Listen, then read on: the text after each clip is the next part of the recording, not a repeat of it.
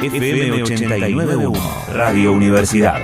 Tenemos en comunicación a María del Carmen Verdú, que habló varias veces con nosotros. Ella es abogada y miembro de la Coordinación contra la Represión Policial e Institucional. Hablamos de Correpi, para hablar de este caso que se suma a uno más de tantos, ¿no? María del Carmen, ¿qué tal? Lucis, Jorge, te saludamos. ¿Qué tal? ¿Cómo les va? ¿Qué dicen?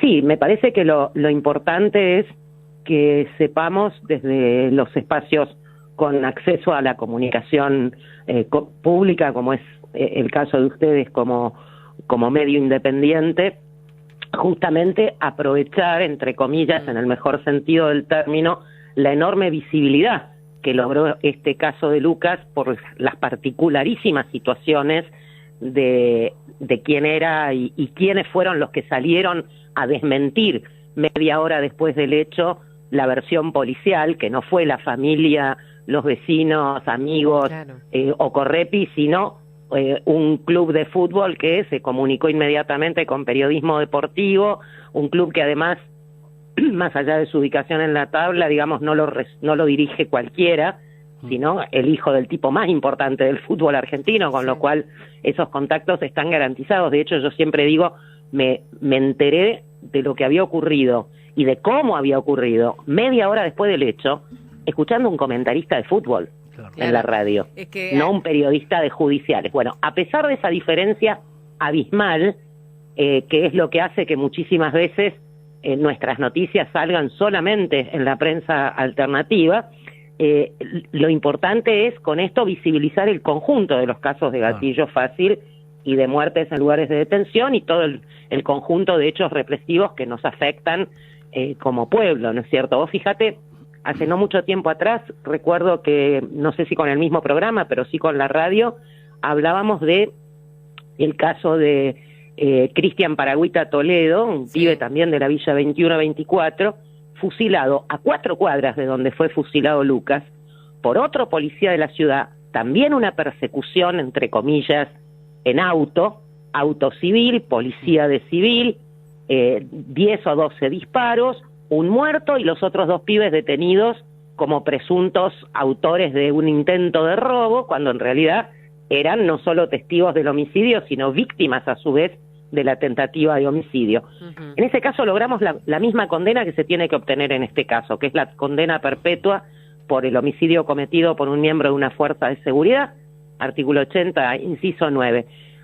Salvo aquellos pocos medios como ustedes que le dieron espacio al caso de Cristian, hoy nadie sabe que hay un policía que se llama Adrián Otero, que está condenado a perpetua, policía de la ciudad, aclaremos, exactamente igual que el caso de Lucas, sí, aparte casi en la misma zona, por haber fusilado un pibe de la 21-24. Sí, en la misma zona y con el mismo modus operandi, ¿no? Claro. El auto que no es de la policía, policías que no están identificados, y bueno, un fusilamiento. A veces el auto sí es de la policía. Ajá. El caso de Otero era su auto particular. Y en el caso de estos policías era el auto asignado a la brigada, que a veces es de alguno de los oficiales que integran la brigada.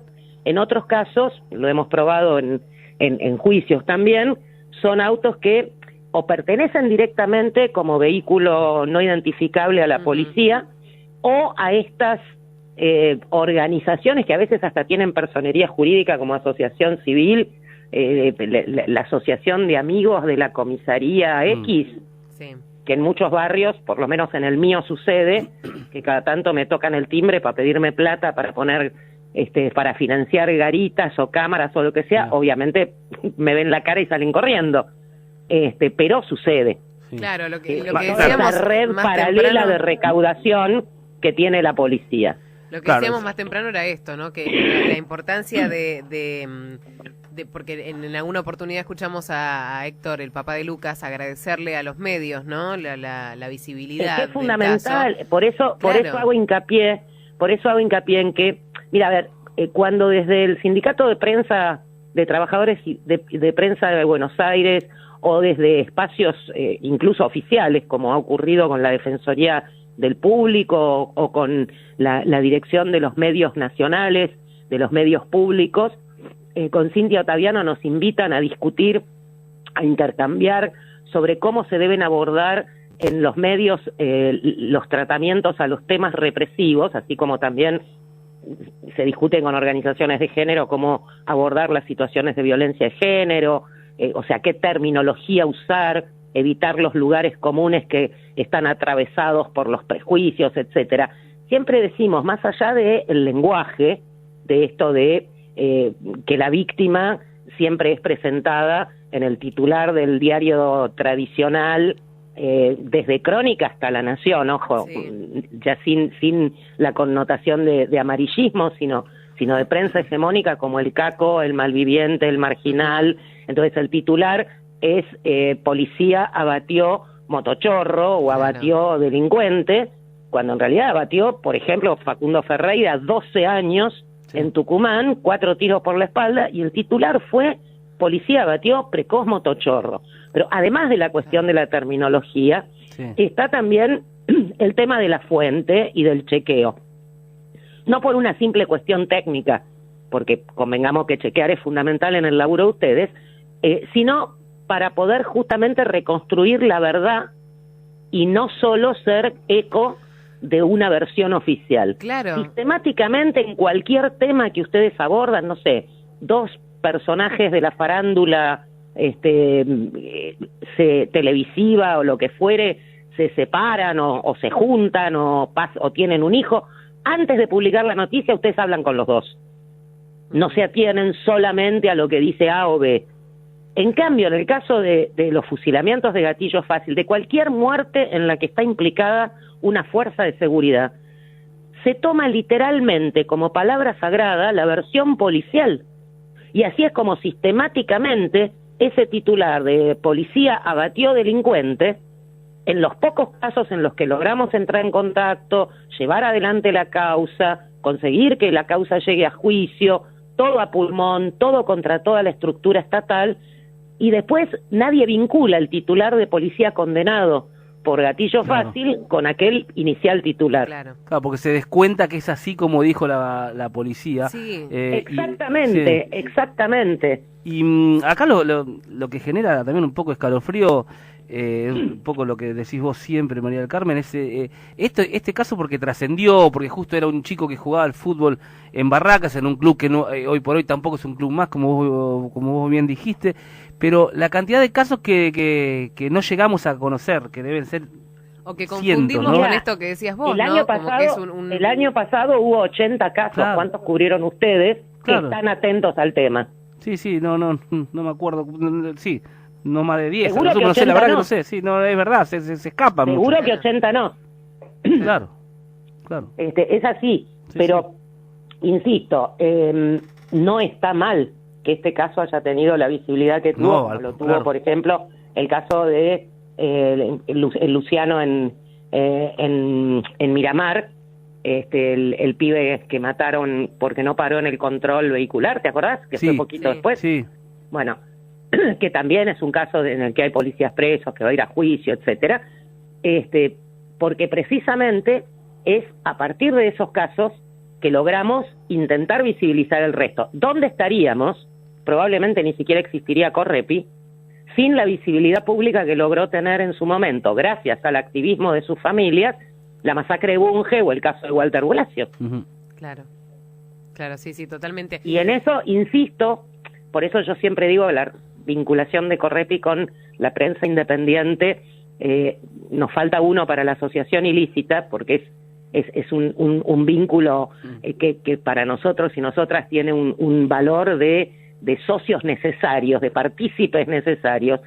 Justamente es a través de ustedes que muchas veces empiezan a batir el parche con un caso determinado y eso logra en algún punto filtrar, por el esfuerzo a su vez de algún trabajador o trabajadora de prensa que ve la noticia y trata de meterlo en el medio hegemónico en el que trabaja, y lográs romper ese muro de silencio. Uh-huh. Concretamente pasó con Luciano Arruga. Sí, totalmente. Claro, Luciano Arruga, ese fue un caso emblemático. Durante un año, hoy mismo una noticia relegada a la prensa alternativa.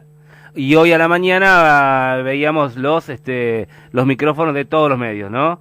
Y eso se generó por eso que vos decías de el parche que se fueron golpeando los medios por el más independientes, los más chicos.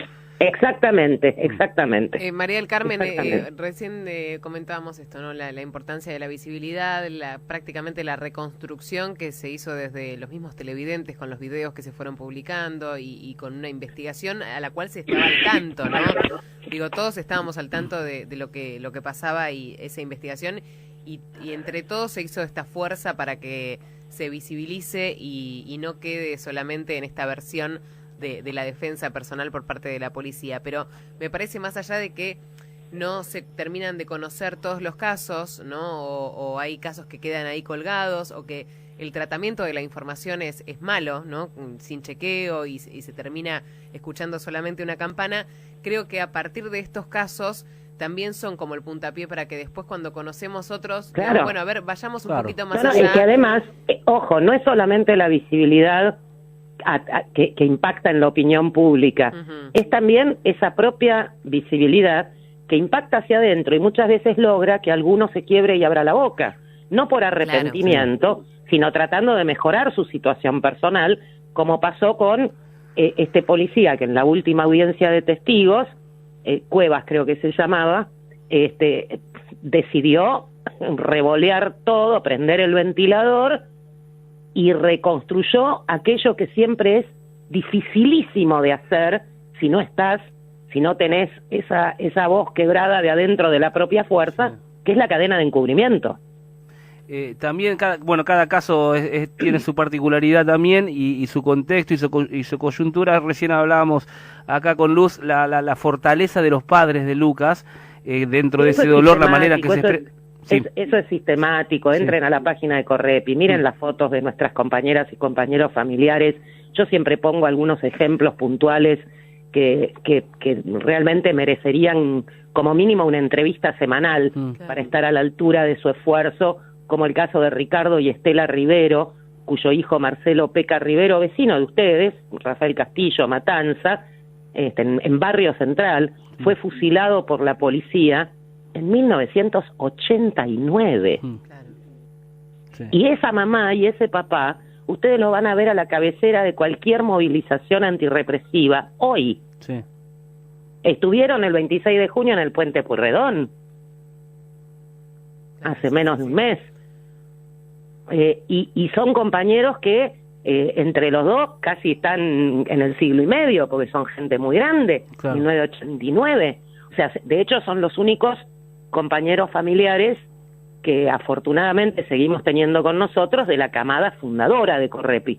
Claro, que han tomado esto, han tomado la bandera. Bulge, Sergio Durán, todo el resto de esos familiares fundacionales, como la otra compañera de Matanza, Delia Garcilaso, la mamá de Fito Ríos, asesinado en la cárcel de Caseros en la tortura, han ido falleciendo por una cuestión biológica, como ocurre con las madres y las abuelas de Plaza de Mayo, lamentablemente. Bueno, entonces, esto de convertir el dolor en motor para la lucha y la fuerza y la organización y la pelea, es justamente el rasgo distintivo que hace que existan organizaciones como Correpi y tantas otras a lo largo y ancho del país que nuclean familiares de víctimas de la represión estatal. Sí, yo pensaba también, por eso te decía que todos los casos son diferentes, este motor es clave, pero hay muchos chicos también que todavía ni siquiera tienen tuvieron esa contención familiar, que no tienen gente que tenga ese motor o que se rinden fácil y esos son los casos más sencillos de apagar, ¿no? Y mira, tenemos otro compañero familiar, Nicanor Bogado, el papá de Marcelo, Cristian Marcelo, que fue fusilado en 2004 en Villa Tesey y Hurlingham. El policía que mató a su hijo, José Luis Díaz, fue condenado a una pena absurda, 3 años de prisión en suspenso, porque el juez entendió que cuando con Marcelo acostado boca abajo en el piso, con la bota del policía sobre la espalda y esposado, el policía disparó un tiro que le entró en la nuca por el agujero del hueso occipital y lo mató en el acto. Eso fue un accidente, entonces lo condenaron por homicidio culposo. Bueno, Nicanor siempre dice que las 2 herramientas que utiliza para silenciar sus crímenes el Estado La primera, la que se utiliza para el control, el disciplinamiento, para quebrar las luchas, es la represión, pero la que se utiliza después para silenciar esa lucha antirrepresiva es la depresión. Claro. Entonces, plantea siempre esa dicotomía, y por eso aquella frase de Fusic, de militar con alegría, es un poco el emblema de todo el espacio de familiares en Correpi, porque si bien, como digo siempre, militamos del lado oscuro de la luna, porque nos une justamente el peor espanto que puede atravesar un ser humano, que es que te maten de esta manera un hijo, un hermano, una compañera, una nieta o lo que fuere. Lo cierto es que intentamos llevar adelante esa pelea, dando todo el espacio necesario, por supuesto, a esa bronca, a ese dolor, a ese odio genuino y positivo que hace que no se bajen los brazos, pero al mismo tiempo con la alegría de poder hacerlo colectivamente. Totalmente, de manera colectiva, y que se mantenga, y por otras familias, ¿no? Que esas familias sigan luchando por otras, porque a veces se bajan los brazos o se termina la lucha o la fuerza cuando se conocen los fallos, ¿no? Creo que hasta ahí a veces uno tiene la fuerza porque tiene la mentalidad puesta en la lucha y en lo que se quiere conseguir, y una vez conocido el fallo... Y a veces ni siquiera así, porque vos fijate que ustedes saben el esfuerzo que hace Correpi en términos comunicacionales, tratando de difundir, sobre todo a partir de que disponemos de herramientas a nuestro alcance como las redes, todos y cada uno de los casos. ¿Cuántas veces hablaron ustedes en estos últimos meses de la búsqueda que estamos llevando adelante del prófugo Brian Montes? Claro, sí, no. Brian Montes es un policía que fue condenado, un policía del Grupo Halcón, la provincia de Buenos Aires, que fue condenado hace pocos meses atrás a 18 años de prisión por haber fusilado a un pibe de 17 años, Fabián Enrique, en Quilmes. Como estaba escarcelado, porque si vos choreás una billetera, vas a llegar a juicio preso, porque te van a bajar la preventiva, y vas a estar entre ese 70% de personas detenidas en cárceles federales o provinciales que están esperando juicio. Pero si sos policía, gendarme, prefecto, etcétera, te van a escarcelar el primer día, porque el juez va a considerar que no hay peligro de fuga, que tenés trabajo estable, que no podés entorpecer el proceso. Y entonces este policía, acusado por homicidio, estuvo en libertad todo el proceso, y la última audiencia, después de haber recibido la condena por parte del jurado popular, es decir, cuando ya se sabía que iba a tener una pena que podía llegar a los 20 años, de hecho se lo condenó a 18, decidió no comparecer a esa última audiencia. Y el tribunal desoyó el pedido que hicimos, acompañados incluso por la Fiscalía, de que se garantizara de alguna manera, con custodia, con monitoreo electrónico, con lo que fuere, si no lo querían detener, la comparecencia en esa última audiencia para que recibiera la condena y fuera detenido. Y el tribunal dijo que estábamos violentando el principio de inocencia, cuando ya había una condena del jurado popular. Lógicamente no se presentó, lo fueron a buscar 2 días más tarde, porque incluso lo notificaron a ver si venía buenamente para ir 18 años preso. Naturalmente no apareció, y ahí estamos buscándolo. Y yo no he visto primera plana en ningún diario con la foto de Brian Montes.